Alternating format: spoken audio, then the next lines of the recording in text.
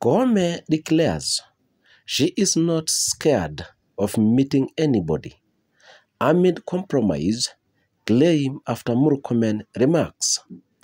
Chief Justice Martha Koome has issued a defiant declaration amid rising public concern over judicial independence, stating unequivocally that she is not scared of meeting anybody.